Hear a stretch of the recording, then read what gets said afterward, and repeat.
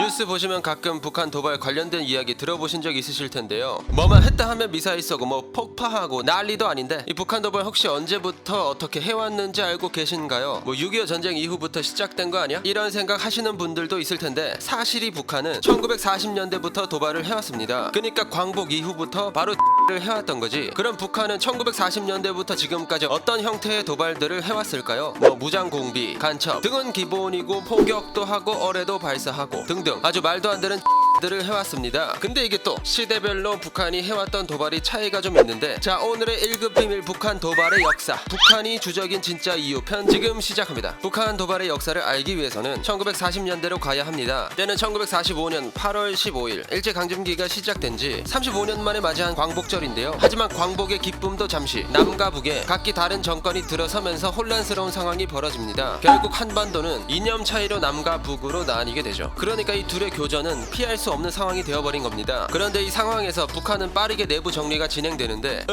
지금 남조선 털어먹으면 될 것 같은데 이런 생각을 하게 된 거죠. 그렇게 이때부터 북한은 남한을 향한 도발을 시작했던 겁니다. 근데 뭐 지금처럼 뭐 포격을 한다거나 그러진 못했을 거 아니에요. 그래서 이 당시에 북한이 주로 전력 차단이나 국지전 뭐 이런 형태의 도발들을 하게 되죠. 아니, 전력 차단? 걔네가 어떻게 남한 전기를 차단해? 뭐 이런 생각이 드실 텐데, 당시에 뭐 공장이나 발전소 같은 것들이 대부분 북한에 있었습니다. 그러다 보니 남한으로 가는 전력의 70%를 북한이 공급하고 있었던 거죠. 그러다 1948년 5월 10일 이때는 남한 총선거가 열린 날이었는데요. 나 이 남쪽 놈들 지들 마음대로 선거를 해? 전기 확 끊어버려. 이렇게 전력을 차단해 버립니다. 이런 식으로 1940년대에는 전력 차단과 국지전 등의 도발을 했었죠. 그리고 이후 1950년대 1950년 무슨 일이 벌어지는지 다들 아시죠? 바로 6.25 전쟁이 발발합니다. 북한이 기습 남침으로 시작된 이 전쟁은 3년이나 지속되며 결국엔 끝을 내지 못하고 종전을 하게 되는데, 그렇게 38선을 기준으로 남한과 북한으로 나뉘게 되었죠. 이렇게 어느 쪽도 승리를 하지 못한 채 전쟁이 끝난 거잖아요. 그러다 보니 이 북한의 도발은 점점 심해지기 시작합니다. 전쟁이 끝난 이후에는 본격적으로 간첩과 무장 공비를 양성하기 시작했는데, 이전 간첩 영상에서도 설명드렸듯이 이 시기부터 꾸준히 간첩을 남한으로 보냈죠. 이 과정에서 남파 공작원들이 일으킨 납북, 월북 사건이 끊이질 않고 벌어졌습니다. 이러한 일들은 1960년대까지 이어졌는데요. 특히 1960년대 후반에 무장 공비에 의한 사건이 많이 벌어졌던 시기죠. 그중 가장 큰 사건이라면 바로 1968년 1월 12일에 벌어진 사건인데, 바로 121 사태, 김신조 사건이라고도 불리는 사건입니다. 무장공비 31명이 남한으로 침투해서 대통령을 죽이려고 온 거였죠. 정말 다행히도 북한의 계획대로 박정희 대통령을 암살하는 데는 실패했습니다. 근데 이게 진짜 말도 안 되는 일이잖아요. 한 나라의 대통령을 암살하려고 무장공비를 보낸 거니까. 그러다 보니 이 북한도 큰일이 났는데, 그거 우리 군 내부의 좌익 극렬 맹동분자들이 저지른 짓입니다. 나는 정말 몰랐습니다. 미안합니다. 이런 식으로 사과를 했던 거지. 그런데 뭐 이후로도 비행기도 납치하고 미 해군 정보 수집함을 납포하기도 하는 등 도발을 멈추지 않았죠. 아까도 말했듯이 이 시기에 북한과 여러 충돌들이 많이 있었는데, 휴전선 부근에서 매복 공격과 교전이 잦았다고 합니다. 실제로 이 기간 동안 대한민국 국군은 300여 명, 미군은 약 40여 명, 북한군은 약 400여 명 정도의 전사자가 발생했다고 하죠. 이후 1970년대로 넘어가면서 북한은 화전 양면 전술을 본격적으로 사용하게 되는데요. 이 화전 양면 전술이 뭐냐면, 지들이 불리할 때는 대화를 주선하면서 뒤통수 칠 준비를 하고, 지들이 유리할 때는 무력을 동원하는 그런 전술입니다. 그러다 보니 이 당시 역시 북한에 많은 도발이 있었죠. 현충원 입구인 현충문에 폭탄을 설치한 적도 있었고, 남침용 땅굴을 파기도 했습니다. 그리고 이 당시에 한 번 더 박정희 대통령을 노린 사건이 벌어지는데요. 제1교포 출신 문세광이 박정희 대통령을 향해 총을 발사하는 일이 벌어지죠. 이 과정에서 영부인 유경수 여사가 사망하기도 합니다. 이렇게 큰 사건이 벌어지기도 했는데, 이 밖에도 연평도 부근의 공해에서 해군의 방송선이 북한 해군 고속종의 공격을 받기도 했고, 군사 분계선 편말을 보수하던 남측 인원을 향해 북한군이 총격을 가하는 사건도 벌어졌죠. 그리고 판문점 도끼 만행 사건도 1970년대에 벌어진 일입니다. 당시 공동경비구역 판문점에서 유엔군이 벌목을 하고 있었는데,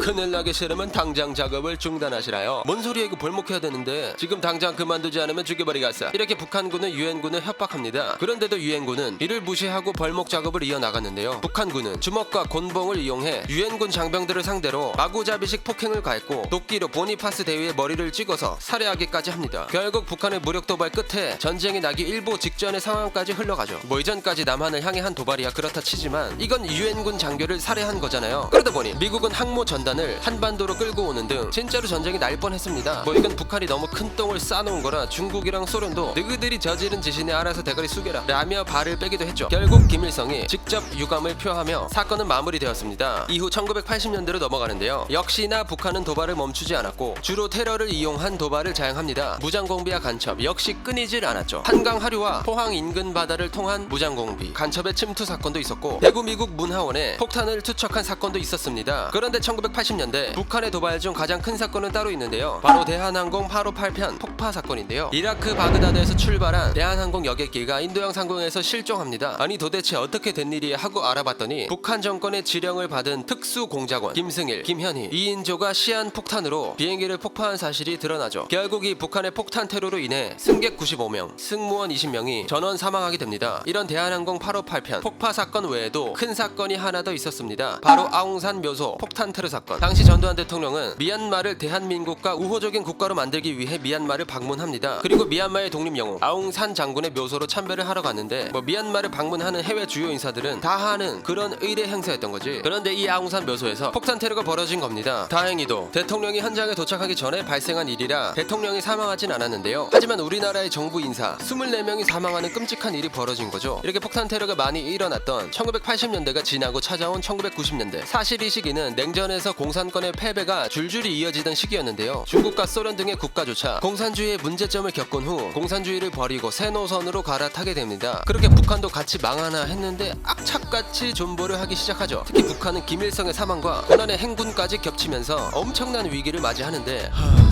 큰일 났네. 이걸 어떡하지? 하다가 이 위기를 대남 도발로 해결하려 합니다. 항상 북한에 문제 있을 때마다 도발을 해왔으니까. 결국 북한은 아까와 같이 화전 양면 전술을 통해 더 많은 을 하게 되죠. 이 시기에 있던 사건이 바로 제1연평해전입니다. 당시 북한 어선은 남북 해양 경계선인 NLL을 자주 넘어왔는데 북한군이 이를 감시하기 위해 내려오면서 한국군과 대치하는 일이 자주 일어났다고 합니다. 그래서 이전과 마찬가지로 북한군을 밀어내기로 했죠. 그런데 갑자기 북한이 기습 공격을 하기 시작한 겁니다. 그렇게 교전이 시작됐는데 결국 북한은 함정 2척이 침몰하고 3척이 크게 파손된 채 도망치게 되죠. 그렇게 연평해전은 한국군의 승리로 끝나는 듯 했지만 이후 2000년대로 넘어와서 다시 한번 연평해전이 발발하게 됩니다. 제1연평해전에서 처음 맞고 돌아간 북한군은 이번엔 많은 준비를 하고 왔는데요. 이번에도 역시 기습 공격을 시전합니다. 결론적으로는 한국군은 승리하긴 했지만 제1연평해전과는 다르게 6명의 전사자, 18명의 부상자라는 큰 피해를 입었죠. 그리고 이 2000년대를 들어서면서 북한은 본격적으로 핵실험에 돌입하는데요. 1차, 2차 핵실험 역시 2000년대에 일어났던 겁니다. 이 외에도 금강산을 관광하던 한국 국민을 피살해버리는 사건도 발생하죠. 이후 2010년대로 넘어와서는 더욱 충격적인 사건들이 많이 발생하는데요. 2010년대 북한 도발의 시작은 천안함 피격 사건이었습니다. 2010년 3월 26일 임무를 수행하던 천안함이 북한 해군 잠수정의 어뢰 공격에 당해 침몰하게 되는 일이 벌어진 거죠. 결국 46명의 해군 장병이 전사했습니다. 그런데 이 북한은 이런 짓을 벌이고도 불과 8개월이 채 지나가기 전에 다시 한번 도발을 하는데요. 그것도 민간인을 대상으로 말이죠. 바로 연평도 포격전입니다. 북한군이 선전포고도 없이 연평도를 포격한 사건인데 이전까지의 도발과는 다르게 민간 거주 지역이 포격을 당한 사건이다 보니 상황은 심각했죠. 군인은 물론이고 민간인까지 사망자가 나온 상황이라 진짜 일촉즉발의 상황이었습니다. 물론 다행히도 전쟁은 일어나지 않았는데 그럼에도 북한의 도발은 여기서 멈추지 않았죠. 2015년에는 DMZ 목함 지뢰 매설 사건이 벌어집니다. 이 사건으로 우리 군 부사관 2명이 심각한 중상을 당했는데 이로 인해 우리 정부는 북한의 도발에 대북 확성기를 통해 대응했죠. 그런데 북한은 오히려 뻔뻔하게 나오는데요. 아니 저놈들이 왜 확성기를 켜고 난리야? 이러면서 이 대북 확성기를 향해서 포를 발사해버리죠. 이에 우리 군도 사격으로 대응했습니다. 진짜 이러다 전쟁 나는 거 아니야? 라는 생각까지 나게 할 만큼 당시 엄청난 긴장감이 조성되었는데 다행히도 전쟁이 발발하진 않았습니다. 이후로도 북한은 역시나 도발을 멈추지 않았고 핵실험마저 계속해서 진행하는 모습을 보였죠. 그리고 이후 문재인 정부가 들어서면서 남북과의 평화를 중요시하게 되는데 남북 정상회담도 하고 대통령이 평양에도 가고 했으니까 그리고 남북 공동연락사무소라는 소통 창구 역시 설치했죠. 그런데 북한은 불과 2년도 채 안 돼서 이 남북 공동연락사무소를 폭파시켜버립니다. 이제 너네랑 대화 안 해? 라는 거였죠. 이후로는 연평도 해역 공무원 피격 사건도 발생했고 북한의 지령을 받고 F-35 도입 반대 시위를 한 간첩도 체포되는 일이 발생합니다. 이렇게 북한은 1940년대부터 정말 꾸준히 대남 도발을 이어왔다는 것을 알 수 있었는데요. 자 그럼 이제는 더 이상 북한으로부터 피해를 입지 않기를 바라며 오늘의 1급 비밀 마치도록 하겠습니다. 다음에 또 다른 진실만을 담은 서류 1급 비밀 파일 들고 찾아오도록 하겠습니다. 감사합니다.